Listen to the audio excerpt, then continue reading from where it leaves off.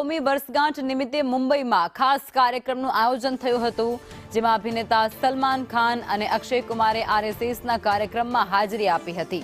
ગઈકાલે આ કાર્યક્રમ યોજાયો હતો, જે આરએસએસનો કાર્યક્રમ હતો, જેમાં ફિલ્મ નિર્માતા સુભાષ ઘાઈ અને પ્રસૂન જોશી પણ ખાસ હાજર હતા. હિન્દુ પર ભાગવત દ્વારા એક મોટું નિવેદન પણ આપવામાં આવ્યું, જેમાં કહ્યું કે ભારતમાં ફક્ત હિન્દુઓ જ છે, બીજું કોઈ જ નથી.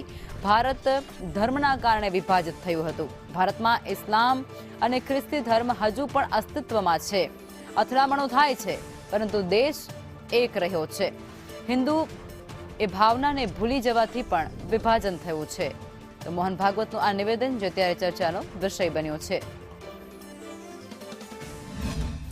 अब ये यहाँ थोड़ी समझने की बात आती है. हम कहते हैं कि भारत में हिंदू ही है और कोई है नहीं. हिंदू है यानी क्या है? हिंदू कहने से हम उसको रिलीजन न माने, पूजा पाती कर्मकांड न माने.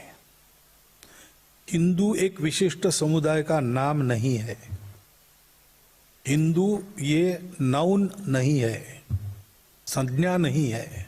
हिंदू एडजेक्टिव है, विशेषण है.